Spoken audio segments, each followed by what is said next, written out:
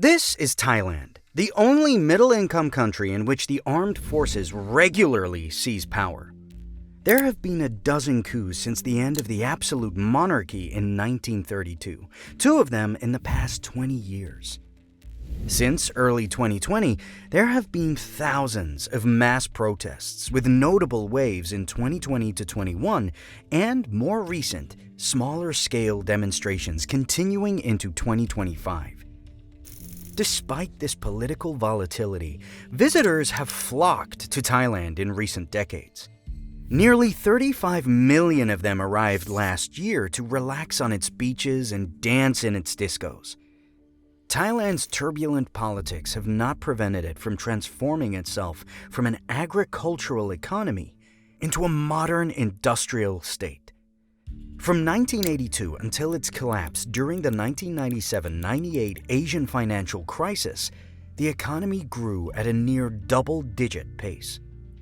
However, since the 2014 coup, annual GDP growth has been far from modest.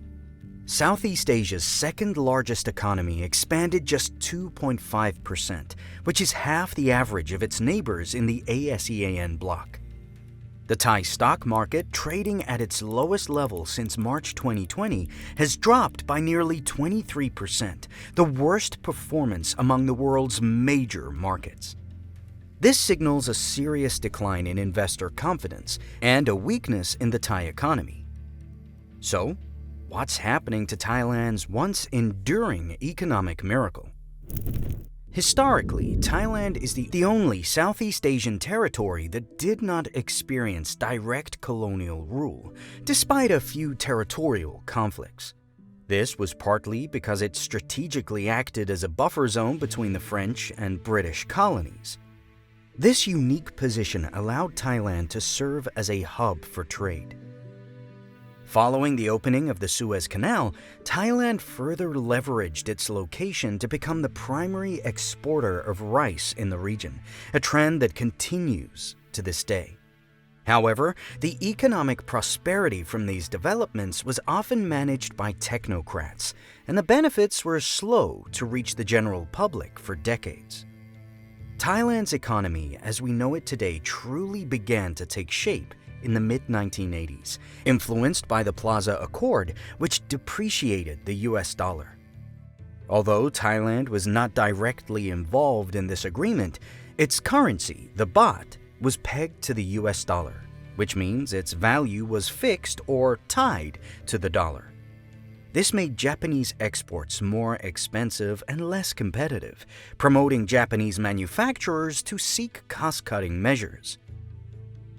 Japan began to eye Thailand's strategic trade advantage, located at the crossroads of the South China Sea and the Malacca Strait, a prime shipping channel. This coincided with Thailand's efforts to deregulate industries and open its doors to foreign investment, which particularly enticed Japanese firms to establish factories and operations there.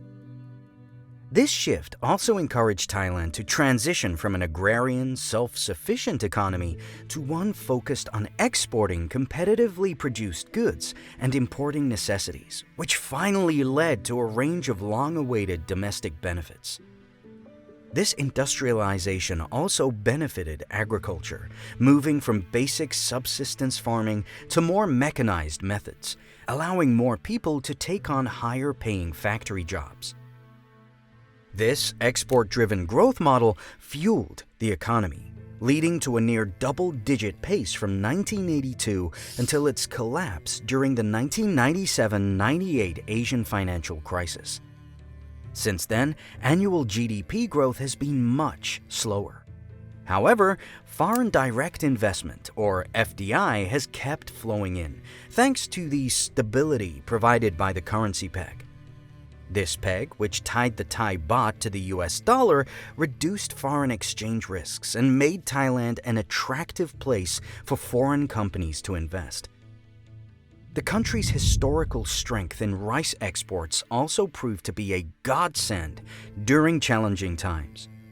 Rice is a staple food and what economists call an inelastic good. This means that even when prices fluctuate, global demand for it remains consistent, especially from nearby rice-consuming nations. According to Reuters, Thailand's overall exports recently saw a downturn, and the situation is dynamic. We've seen a sharp 36% fall in rice exports from their 2017 peak. This drop is attributed to a combination of factors: increased competition from major rice exporters like India and Vietnam, declining demand from key buyers such as Indonesia and the Philippines, and currency headwinds from a fluctuating Thai baht. There are also the lingering effects of past U.S. trade tariffs on key export items, including rice and automobiles. In its heyday, the country built a car export powerhouse by combining Japanese automaking know-how with a competitive network of Thai car parts suppliers. It is still Southeast Asia's biggest car maker. Yet the production lines are not thrumming as they once did. The country's annual car output sagged to 1.5 million units in 2024, 18% lower than in 2023, and 39% down from peak production a decade ago. Thailand's low labor costs once persuaded car makers, steel producers, and others that it was a good place to build factories. But competitiveness had been slipping. Thai workers' wages seem expensive now when compared with those in places like Vietnam. Suzuki and Subaru, two Japanese car makers, are closing down factories in Thailand. EVs built by Chinese firms in Thailand have elbowed out Japanese competitors, which tend to rely more on Thai parts suppliers. But the bigger culprit is stifling household indebtedness, which has climbed ever higher since 2011, when the government launched a tax rebate for first-time car and home buyers. Thai households carry debt worth 92% of the country's GDP, a bit shy of the 99% ratio America reached in 2007. It's not just the car market that's struggling. Silver linings are becoming harder to see in Thailand's economy as well. A major reason for this is the increasing burden of household debt, which is harming consumers. This diverts their income from spending to repaying the debt. As a result, private consumption has stalled and consumer confidence has plummeted, falling for 6 consecutive months and reaching its lowest level in over 2 years. Because many consumers are hesitant to make major purchases, it's leading to a sharp deceleration in private consumption expenditure. This economic challenge is driving a profound social change facing the entire region: a declining and aging population. Thailand's fertility rate is lower than Europe, placing it in the ultra-low fertility rate category. By 2024, the rate is set to be around 1.3 births per woman, similar to countries such as South Korea, Singapore, and Taiwan. At least they were lucky enough to become rich before old age. This demographic shift is especially concerning because many of the elderly lack retirement savings, with national surveys suggesting that a staggering 8 out of 10 rely on income from their children. But why did Thailand's birth rate plummet so fast? The roots of this demographic crisis go back to the 1970s. The government launched a national population program with a clear objective: to encourage families to have fewer children. The campaign was highly effective, famously using slogans like, "If you have more children, you will become poorer." Data shows it worked. From 1963 to 1983, Thailand saw approximately 1 million new births annually before the number steadily declined over 4 decades.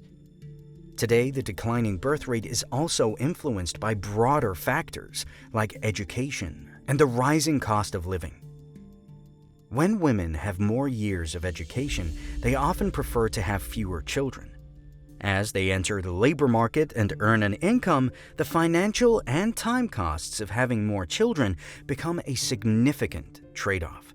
One of the most dangerous problems of the Thai economy is a lack of inflation. Thailand's inflation has been crushed to minus 0.79%. Inflation in Thailand has been slowing for the past decade, not just in the current year, with core inflation consistently below the central bank's target. This is not a short-term issue, but rather a sign of deeper structural problems in Thailand's economy. They don't have inflation due to demand. There's no price pressure, which reflects the inability of businesses to pass on costs to consumers. In simple terms, no one dares to raise prices because consumers don't have enough money to absorb higher costs. Therefore, the ongoing low inflation, which is below the target range, affects not only economic numbers, but also the confidence of consumers, businesses, and investors. It leads to a reduction in confidence across various sectors. Businesses are struggling with a lack of pricing power and are unable to rise prices for goods or services. Landlords are unable to increase rent in an environment of consistently low inflation. In terms of investment, there may be a decline when product prices don't increase. Investors lack the motivation to invest for future profits, which in turn affects wages that may not rise in the absence of inflation. Labor income remains stagnant, reducing consumer purchasing power and halting the circulation of money in the economy. Ultimately, this results in a further decline in economic confidence as both consumers and businesses delay spending and investment decisions. The ongoing low inflation presents a major risk of Thailand following in Japan's footsteps and falling into a deflationary trap. A deflationary trap is a dangerous cycle where falling prices lead to a delay in consumer spending, which in turn leads to less production, lower wages, and even lower prices. After the economic bubble burst in the 1990s, Japan fell into this trap, resulting in a prolonged period of economic stagnation that was difficult to recover from. The reduction in inflation is not merely a temporary effect of lower vegetable and fruit prices. The flood of Chinese goods into Thailand is also a factor that continues to drive inflation down. Many Thai businesses are facing price competition from cheap Chinese goods, flooding the Thai and ASEAN markets, which is pressuring local companies to keep prices down even when their costs rise.